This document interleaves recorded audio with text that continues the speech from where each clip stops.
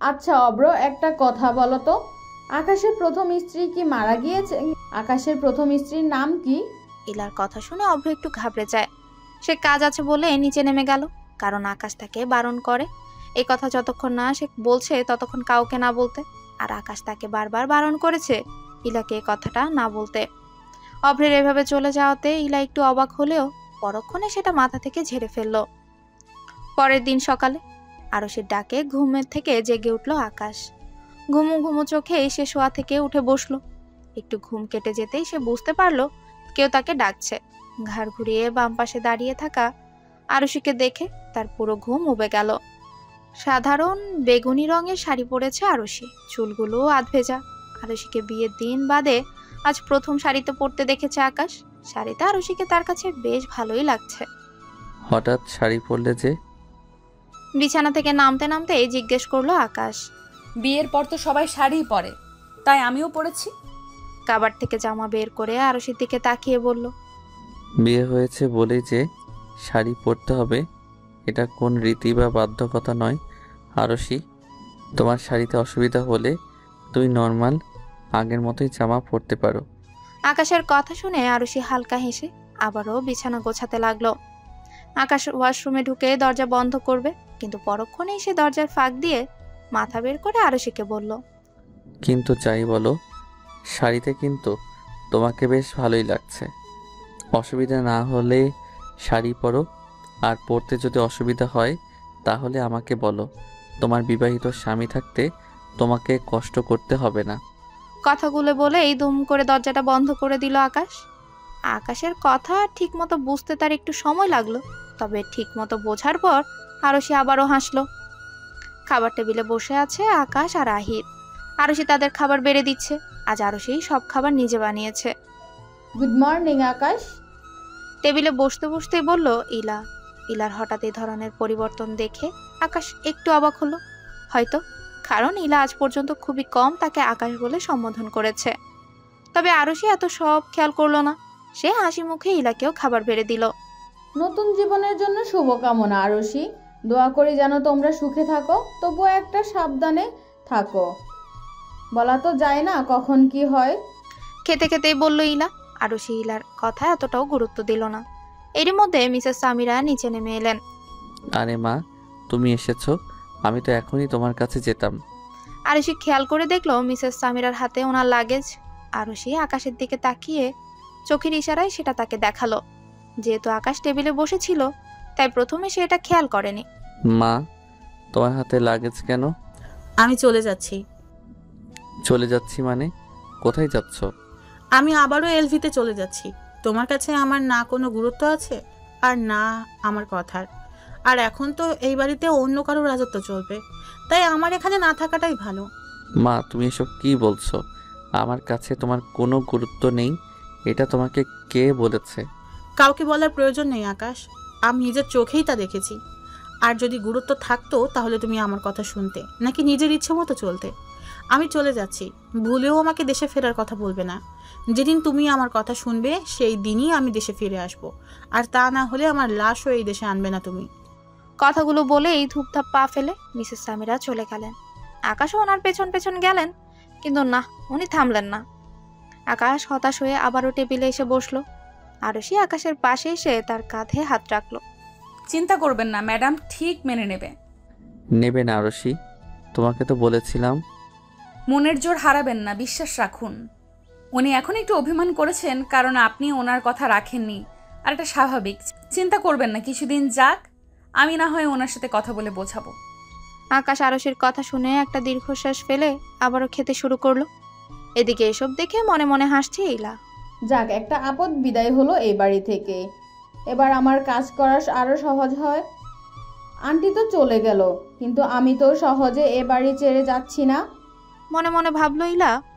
আমার খাওয়া হয়ে গিয়েছে, আমার একটু কাজ আছে, তাই বাইরে যাচ্ছি, সন্ধ্যার মধ্যে ফিরে আসব। বাই আরশি, বাই আকাশ। ইলা নিজের ফোন আর পার্স নিয়ে বেরিয়ে পড়লো। আরশি আহিরের খাওয়া শেষ হলে তাকে উপরে নিয়ে গেল স্কুলের জন্য তৈরি করিয়ে দিতে। সবাই চলে যাওয়ার পর আকাশ ফোনে কিছু একটা করলো, তারপর আবারও খাবারে মনোযোগ দিল। তোমার সাথে না সকালেই দেখা করলাম, তাহলে এখন আবার ফোন কেন দিয়েছো?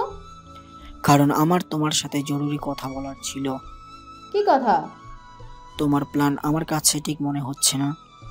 তোমার কি আমার উপর ভরসা নেই? আরে না, আমি সেটা বলছি না, কিন্তু আমার মনে হচ্ছে না এতে কাজ হবে।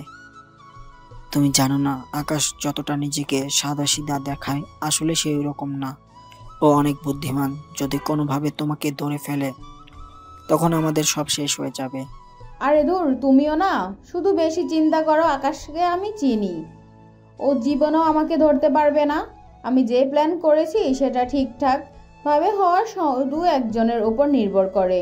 যদি আমি তাকে ম্যানেজ করতে পারি তাহলে আমরা যা চাই তা খুব সহজেই পেয়ে যাব। আমি জানি না, আমি তোমাকে আগেই বলে দিছি, যদি তোমার প্ল্যানে কোনো ঝামেলা হয় তাতে আমি নেই। আরে শুনো, হ্যালো হ্যালো, দূর, ফোনটা কেটে গেল। ইলা। কারো কণ্ঠ শুনে চমকে উঠল ইলা। কার সাথে কথা বলছিলে ইলা? আরশির প্রশ্নে ইলা ঘাবড়ে গেল। ওই আসলে আমার ফ্রেন্ডের সাথে কথা বলছিলাম। তুমি কেন এসেছো, কিছু বলবে? রাতের খাবারের জন্য ডাকতে এসেছিলাম। তুমি কি নিচে যাবে নাকি আমি উপরে নিয়ে আসবো? যদি কোনো সমস্যা না থাকে তাহলে উপরে নিয়ে এসো। আসলে আমার খুব ক্লান্ত লাগছে। আচ্ছা ঠিক আছে, তুমি একটু অপেক্ষা করো, আমি নিয়ে আসছি। উফ, জোর বাছা বেঁচে গেলাম। ভাগ্যিস কিছু শোনেনি, না হলে আমার সব প্ল্যান ফেল হয়ে যেত। কার জন্য খাবার নিয়ে যাচ্ছ আরশি? ইলার জন্য, উনি নাকি ক্লান্ত, তাই খাবার উপরে নিয়ে যেতে বলেছে। কি এমন কাজ করেছে যে ক্লান্ত সে? সারাদিন বাইরে ঘুরে নয়তো ঘরে বসে থাকে, সামান্য খাবারটা নিচে এসে খেয়ে যেতে পারছে না? বিরক্তি নিয়ে বলল আকাশ। আসতে বলুন স্যার, উনি আমাদের অতিথি, হয়তো উনি সত্যিই ক্লান্ত। একদিন ঘরে খাবার দিয়ে এলে কিছু হয় না, আর আহিরের সামনে এসব বলবেন না। সে এমনিতেই ইলাকে খুব একটা পছন্দ করে না। এইসব তার সামনে বললে ইলার ব্যাপারে তার মনে খারাপ ধারণা সৃষ্টি হবে। আমি চাই না আহির কারো সম্পর্কে খারাপ ধারণা নিয়ে বড় হোক। আরশি, কাউকে বেশি বিশ্বাস করো না, ঠকে যাবে। উফ, আপনিও না বেশি বেশি চিন্তা করেন। আপনিও তো আমাকে বিশ্বাস করেছেন, তাও বেশি। কোথায় আজ পর্যন্ত তো বললেন না আপনি ঠকেছেন। আপনি না একটু বেশি চিন্তা করেন। এখন খাবার খেয়ে নিন তো, আমি ইলাকে খাবার দিয়ে আসছি। সিঁড়ির কাছে দাঁড়িয়ে আহিরের জন্য অপেক্ষা করছে ইলা। অনেকদিন সে চুপচাপ ছিল, কারণ তখন কিছু করলেই আকাশ আর আরশির সন্দেহ এমনিতেই ইলার উপর পড়তো। তাই সে কদিন কিছুই করেনি। তবে আজ সে ঠিক করে নিয়েছে তার কি করা উচিত। আহির নিচে নামছে দেখে ইলা তার হাতে থাকা মার্বেলগুলো নিচে ছড়িয়ে দিয়ে দূরে গিয়ে লুকিয়ে পড়ল। আহির প্রায় মাঝ সিঁড়ি পর্যন্ত চলে এসেছে। ইলা অপেক্ষা করছে কবে আহির নিচে নেমে আসবে। এরই মধ্যে ইলার ফোনটা বেজে উঠল। কি হলো, তুমি আবার ফোন দিয়েছো কেন? কেন মানে, এতদিন হয়ে গেল এখন পর্যন্ত তুমি কিছু করলে না। তুমি কাজ করতে না পারলে বলে দাও, আমি অন্য কোনো ব্যবস্থা করছি। কে বলেছে আমি করিনি? আমি আমার কাজ অলরেডি শুরু করে দিয়েছি, এখন শুধু পা দেওয়ার পালা। তারপর বাকি কাজগুলো আমি আস্তে আস্তে করব। আমি একদম নীরবে তাদের জীবনে বিষ ছড়িয়ে দিব।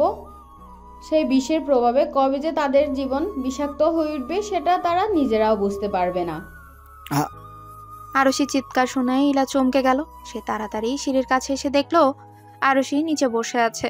আরশিকে এই অবস্থায় দেখে ইলা যা বোঝার তা বুঝতে পেরে গেছে। হুট করে আরশির পড়ে যাওয়াতে আহির ভয় পেয়ে সিঁড়িতেই দাঁড়িয়ে পড়ল। আরশির চিৎকার শুনে আকাশ আর শিলা তাড়াতাড়ি বেরিয়ে এলো। আরশি, কি হয়েছে তোমার? পড়ে গেলে কিভাবে? জানি না, হয়তো শাড়ির সাথে লেগে পড়ে গিয়েছি। আমি তোমাকে বলেছিলাম শাড়ি সামলাতে না পারলে পড়ো না, কিন্তু তুমি কি আর আমার কথা শোনো? দেখলে তো এখন কি হলো। বকছেন কেন? ব্যথা তো মানুষই পায়, গাছপালা তো আর পড়ে গিয়ে ব্যথা পাবে না। বেশি কিছু হয়নি, এরকম আমি আরো কতবার পড়েছি। দেখতে পাচ্ছি কিছু হয়নি। আর তোমাকে কে বলেছে উঠে দাঁড়াতে? বেশি বোঝো তুমি। বলেই আকাশ আরশিকে কোলে তুলে নিল। আরে আরে, কি করছেন কি? নামান আমাকে। আরে আমি ঠিক আছি, কিছু হয়নি আমার। চুপ করে থাকো, নয়তো কোল থেকে ফেলে বাকি যা হাড়গোড় আছে তাও ভেঙে দেব। আচ্ছা তাই নাকি? তাহলে দেখি, ফেলে দেখান তো। আরশি জানে আকাশ তাকে জীবনেও ফেলবে না, তাই এই কথাটাও সে নির্দ্বিধায় বলতে পারলো। তুমি যে এত কথা বলতে পারো সেটা আমি জানতাম না। জানতে হবে না, এবার নিচে নামান। দেখুন শিলা আপু আমাদের দিকে তাকিয়ে হাসছে। আপনার কি লজ্জা নেই? লজ্জা কেন পাবো? আমি কি অন্যের বউকে কোলে নিয়েছি নাকি? নিজের বউকে কোলে নিতে আবার কিসের লজ্জা? শিলা, এখানে দাঁড়িয়ে না হেসে আরশির জন্য হট ওয়াটার ব্যাগ রেডি করো। আকাশ আরশিকে কোলে নিয়ে উপরে চলে গেল। তাদের পেছন পেছন আহিরও গেল। Shit shit shit. আরশি, ইলার রাগে এখন নিজের চুল ছিঁড়তে ইচ্ছে করছে।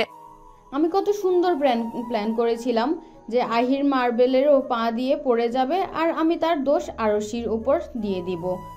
আর এতে রেগে আকাশ আরশির সাথে খারাপ ব্যবহার শুরু করবে আর আমিও সেটা সুযোগ নেব।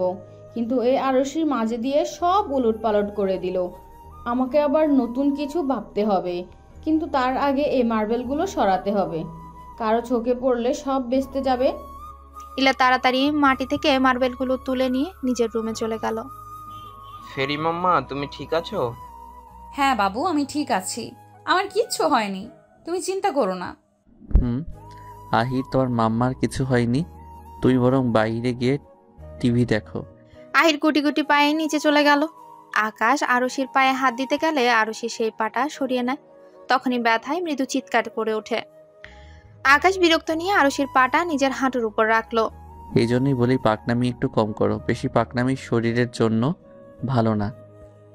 আস্তে স্যার, লাগছে আমার। আরে রাখো তো তোমার স্যার। কতবার বলেছি স্যার বলো না, কিন্তু না, মহারানী কি আমার কথা শুনবে? এইভাবে বকছেন কেন? মুখ ফুলিয়ে বলল আরশি। না, আপনাকে তো মিষ্টি মিষ্টি করে বলবো। আকাশ উঠে ড্রয়ার থেকে ব্যথার মলম এনে সেটা আরশির পায়ে লাগিয়ে দিতে লাগে। এসব কি করে হলো? একটু সাবধানে হাঁটতে পারো না?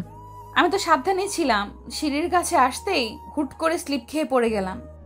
হুট করে স্লিপ খেলে মানে? ওখানে কি পানি ছিল? কই, আমি তো পুরো শুকনো দেখলাম। জানি না, মনে হলো হয়তো শাড়ির সাথে পেঁচিয়ে পড়ে গিয়েছি। পা একদম নাড়াবে না। আর কোথাও কি লেগেছে? আকাশের কথা শুনে আরশি কিছু বলতে চেয়েও বলতে পারছে না, যেটা আকাশ ঠিকই খেয়াল করেছে। কি হলো আরশি, বলো। আপনি একটু শিলা আপুকে ডেকে দেবেন? কেন? কোনো সমস্যা? সমস্যা হলে তুমি আমাকে নির্দ্বিধায় বলতে পারো। আসলে আমার কোমরেও লেগেছে, তাই বলছিলাম কি আপুকে একটু ডেকে দেবেন। দেখি, উল্টো হয়ে শুয়ে পড়ো। কি বলেছি উল্টো হয়ে বা এক সাইড হয়ে শুয়ে পড়ো। তোমার কোমরে মলম লাগিয়ে দেই। আপনি? আকাশের কথা শুনে আরশি চোখ কোটর থেকে বেরিয়ে আসার উপক্রম। কেন? আমি লাগালে কি কোনো সমস্যা আছে? বেশি কথা না বলে তাড়াতাড়ি যেটা করতে বলেছি সেটা করো, নয়তো আমি জোর করে লাগিয়ে দিব। আরশি বুঝতে পেরে গেছে আকাশকে বললো সে শুনবে না, তাই সে এক সাইড হয়ে শুয়ে পড়লো। আকাশ যত্ন সহকারে আরশির কোমরে মলম লাগিয়ে দিচ্ছে। আকাশের কাজে আরশি অস্বস্তি বোধ করছে। সে চাইছে আকাশ যেন তাড়াতাড়ি মলম লাগিয়ে শেষ করে। অবশেষে আকাশ হাত সরাতেই আরশির দেহে তার জানটা ফিরে এলো। আকাশ বিছানা থেকে উঠে আরশিকে উদ্দেশ্য করে বলল, আরশি, আমি তোমার বিয়ে করা স্বামী নাকি কোনো পরপুরুষ? তাই আমার সামনে এত লজ্জা বা অস্বস্তি না পেলেও চলবে। তুমি শুয়ে থাকো, আমি এখনই আসছি। কথাটা বলেই আকাশ কিউট একটা এক্সপ্রেশন দিয়ে রুম থেকে বেরিয়ে গেল। তুমি এখন ফ্রি আছো? ফোনে কাউকে জিজ্ঞেস করলো ইলা। তুমি এই রেস্টুরেন্টে আসতে পারবে এখন? আচ্ছা ঠিক আছে, তুমি এসো, আমি 10-15 মিনিটের মধ্যে আসছি। ফোনটা কেটে দিয়ে ইলা তার ফোন আর পার্স নিয়ে বেরিয়ে গেল। রেস্টুরেন্টে বসে কারোর জন্য অপেক্ষা করছে ইলা। কাঙ্ক্ষিত ব্যক্তি তার আগে চলে আসা উচিত ছিল, কিন্তু সে এখনো এলো না দেখে ইলার বেশ বিরক্ত লাগছে। অবশেষে কয়েক মিনিটের ব্যবধানে ইলার প্রত্যাশিত ব্যক্তিটির আগমন ঘটল। ইলা বিরক্ত হলেও মুখে হাসি বজায় রাখলো। এত দেরি হলো কেন? আসলে অফিসে ছিলাম তো, তাই হুট করে আসতে পারিনি।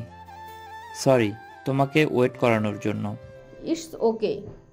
কিন্তু মনে মনে ইলা প্রচন্ড বিরক্ত। আচ্ছা, কেন ডেকেছো বললে না তো? আসলে আকাশের বিয়ে হয়ে যাওয়ার পর তুমি একমাত্র ব্যক্তি যে আমাকে বুঝতে পেরেছ, আমাকে সান্ত্বনা দিয়েছ। তুমি ছাড়া কেউ আমাকে বোঝেনি, তাই আমি আমার পক্ষ থেকে তোমাকে ট্রিট দিতে চাই অব্র। হ্যাঁ, ইলার সামনে বসে থাকা ব্যক্তি আর কেউ নয়, বরং অভ্র। ইলার কথা শুনে অভ্র হেসে বলল, আরে ইলা, এত ফর্মাল হওয়ার কি আছে? আমি তো তোমাকে নিজের বন্ধু মনে করি। আর বন্ধুকে সাহায্য করতে না পারলে হয় নাকি?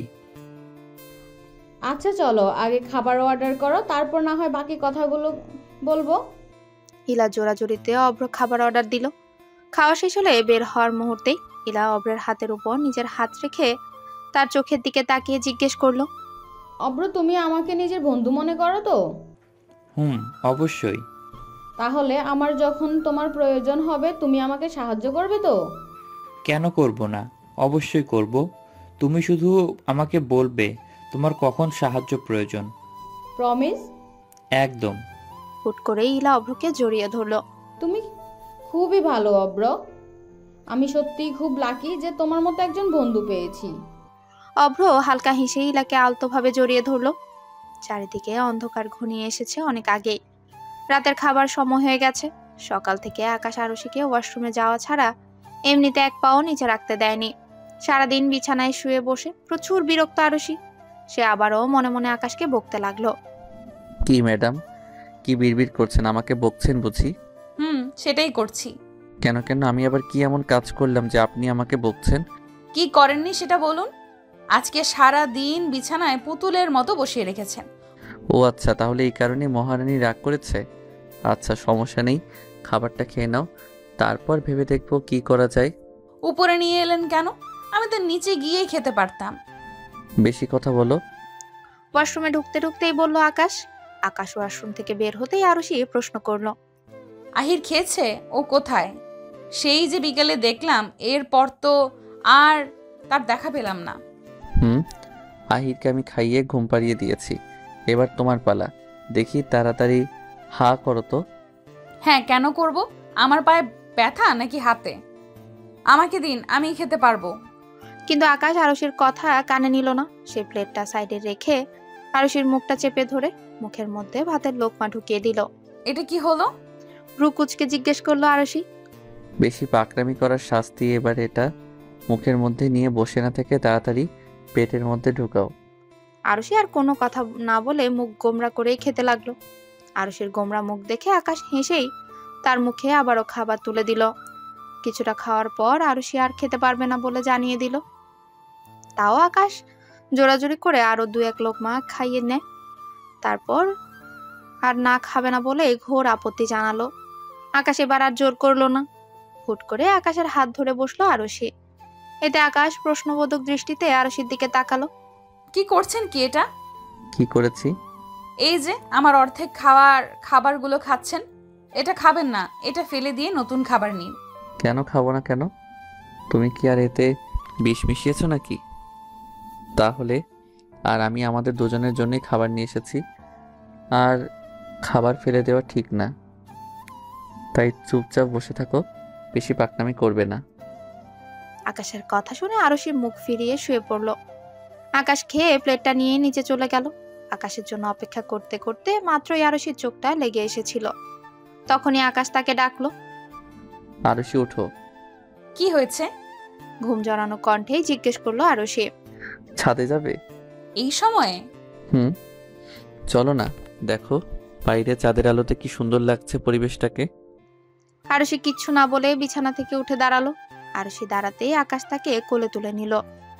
আরশির চোখে এতক্ষণ যাও একটু ঘুম ছিল, আকাশের কাজে সেটা উবে গেল। কি করছেন বলুন তো? আপনি আবার আমাকে কোলে নিয়েছেন?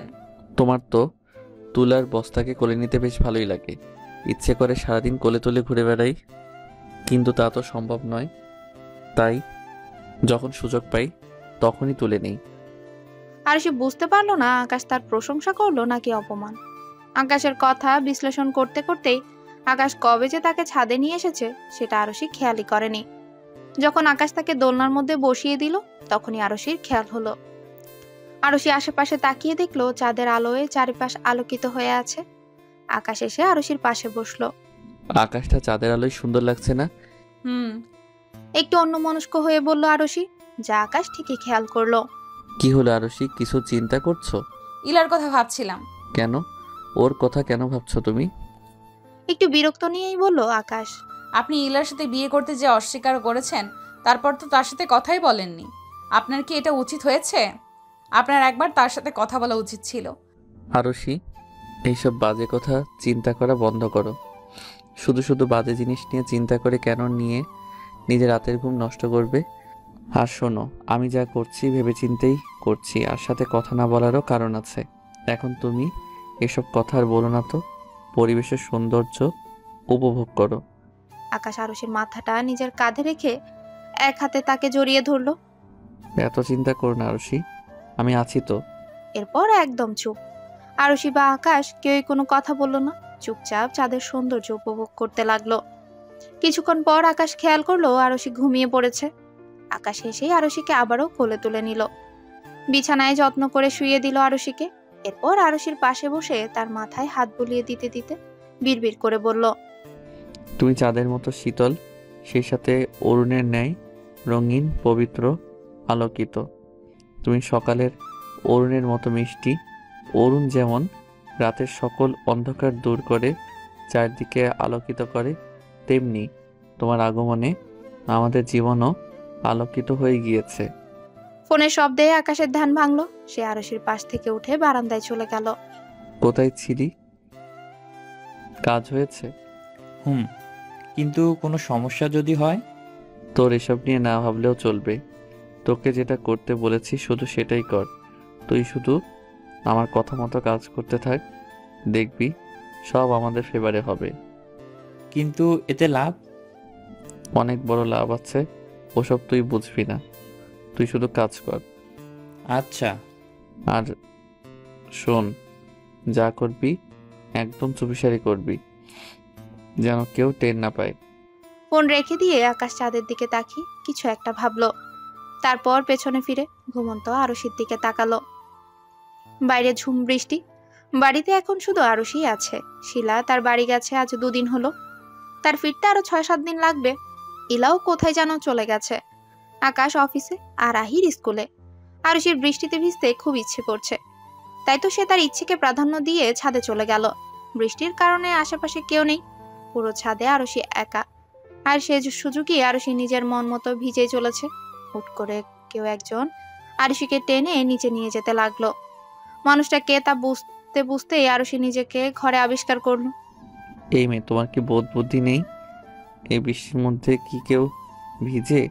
মাথা কি খারাপ হয়ে গিয়েছে? কিন্তু আরুষি আকাশের কোনো কথাই কানে নিল না।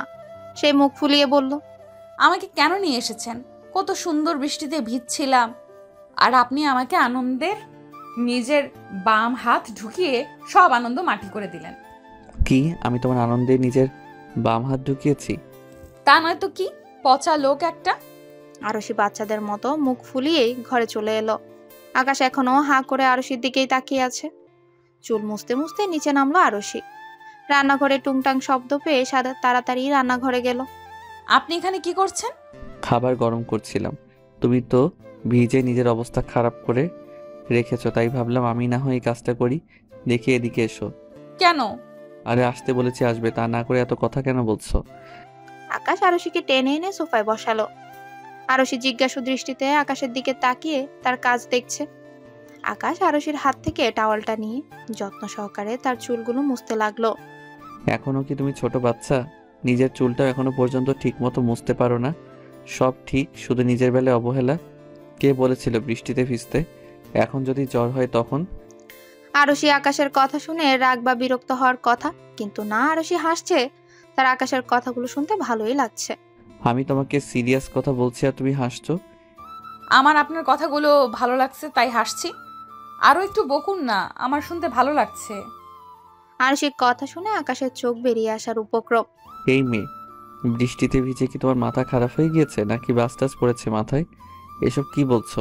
মানুষ বকলে রাগে না হয় কান্না করে, কিন্তু তুমি উল্টো বলছো আরো বকতে। তোমার নাকি ভালো লাগলো? রিয়েলি? লাগছে তো। আসলে আজ পর্যন্ত কেউ আমাকে এত কেয়ার করেনি, এত মায়া নিয়ে কেউ বকেনি, তাই ভালো লাগছে। তুমিও না সিরিয়াস মোমেন্টটাকে ইমোশনাল বানিয়ে দাও। দূর, ভালো লাগে না। শোনো, আর এসব ইমোশনাল কথা বলবে না। তোমার এসব ইমোশনাল কথা শুনে আমার চোখগুলো আর চোখ থাকে এক একটা বিশাল সাগরে পরিণত হয়। আকাশের কথা শুনে আরুষির মুখে হাসি ফুটে উঠল। এই ঝুম বৃষ্টির মধ্যেও বিকেলে আকাশ এক গাদা বাজার এনেছে। তার কারণ আরুষি আজ নাকি সবার জন্য খিচুড়ি রান্না করবে। আকাশ বাজার করে আনতেই আরুষি রান্না করতে লেগে পড়ে। আহির নিজের রুমেই বসে পড়ছে।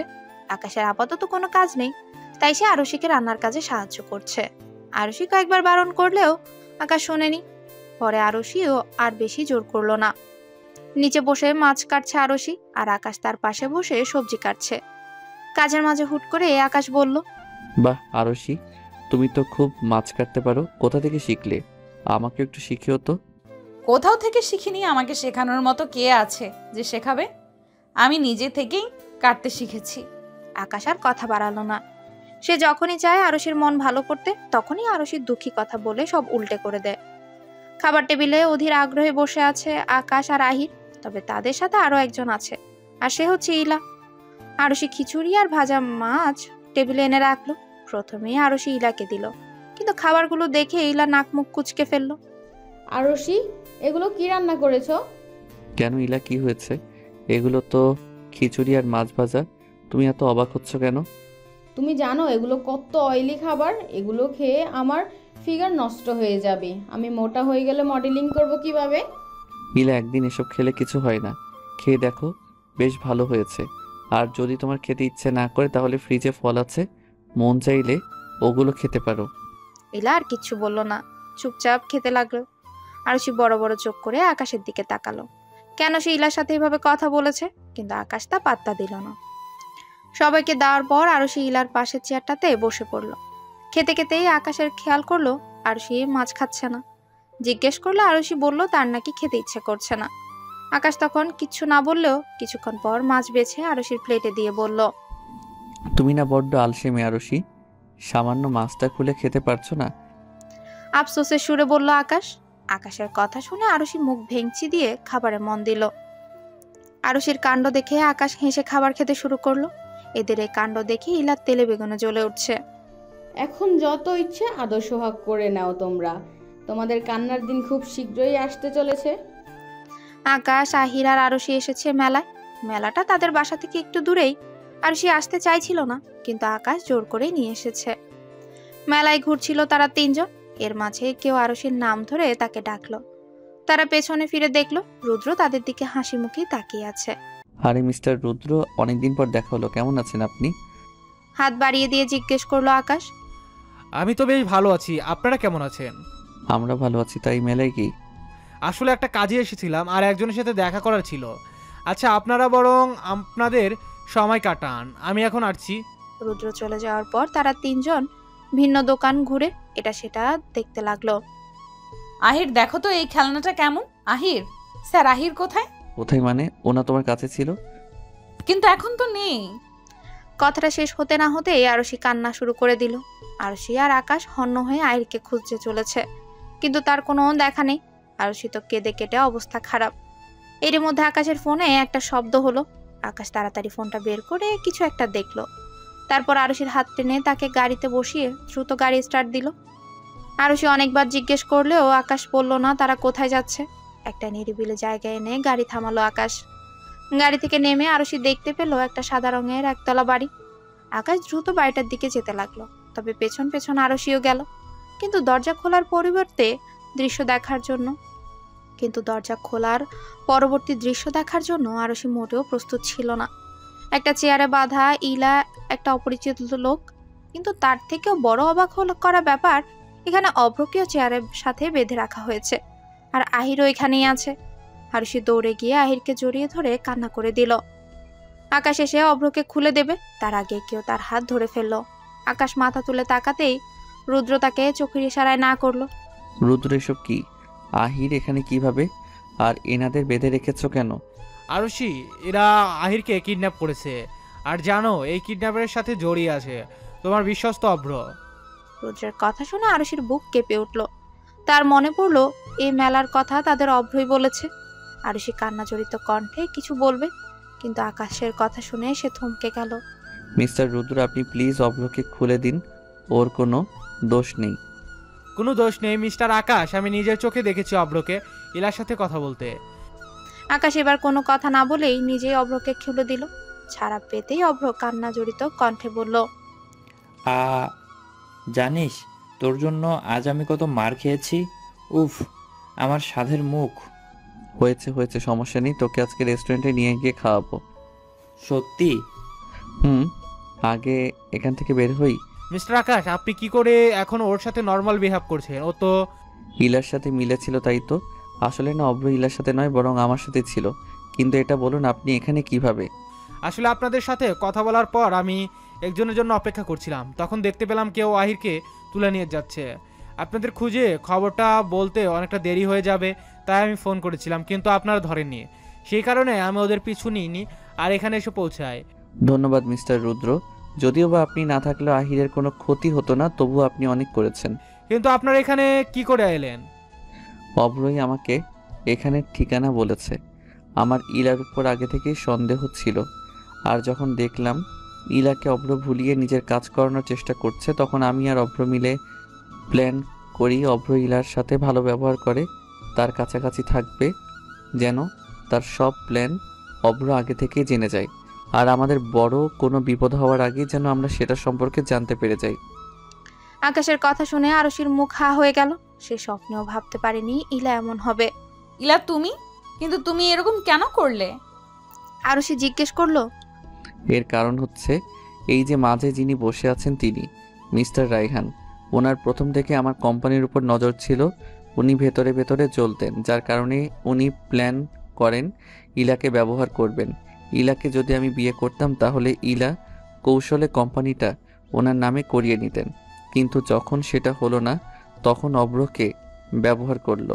এই আশায় অব্রকে ভুলিয়ে তারা তাদের কার্যসিদ্ধি করবে, কিন্তু দুঃখের বিষয় আমরা দুজন আগে থেকেই এসব আন্দাজ করতে পেরেছিলাম। আরশি ঘৃণা ভরা দৃষ্টিতে ইলার দিকে তাকিয়ে আছে। সে কখনোই বুঝতে পারেনি ইলা এমন হতে পারে। আজ আকাশ আর অভ্র প্ল্যান না করলে বা রুদ্র না থাকলে আহিরের কি হতো ভাবতে আরশির গায়ে কাঁটা দিয়ে উঠছে। 20 বছর পর বড় একটা রুমে শোভা পাচ্ছে শখানেক ছবি, যেগুলো দেখতে অনেক মানুষ এসে জড়ো হয়েছে এখানে। একটা সুন্দরী মায়াবী ছবির সামনে দাঁড়িয়ে আছে একটি যুবক। কিছু সময় পর তার বাবা মা এলো সেখানে। আহিরা, তো চিন্তা করো না, দেখবে সব ভালো হয়ে যাবে। কিন্তু ফেরি মাম্মা, আমি যদি হেরে যাই? হেরে গেলে তো কি হয়েছে?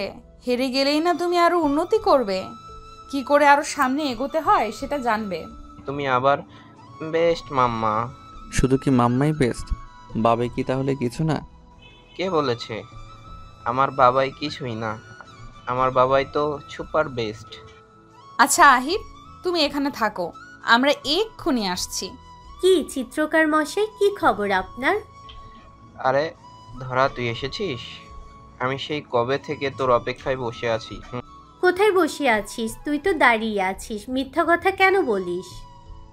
আসে পাকনা বুড়ি। অধরা নাক টেনে বলল আহির। এই ছাড় আমার নাক, এই ছবিটার দিকে এভাবে তাকিয়ে আছিস কেন? বেশি তাকাস না, নয়তো ছবিটার প্রেমে পড়ে যাবি, তখন অন্য কোনো মেয়েকে আর ভালো লাগবে না। অধরার কথা শুনে আহির হাসলো। মনে মনে সে বলল, প্রেমে তো পড়তেই চাই, তবে এই ছবিতে নয়, জীবন্ত মানুষের। যে হবে সকালে ওঠা স্নিগ্ধ অরুণের মতো, যার মন হবে পবিত্র আর যার প্রেম হবে অরুণের মতো রঙিন। অরুণাঙ্গা প্রেমে পড়তে চাই,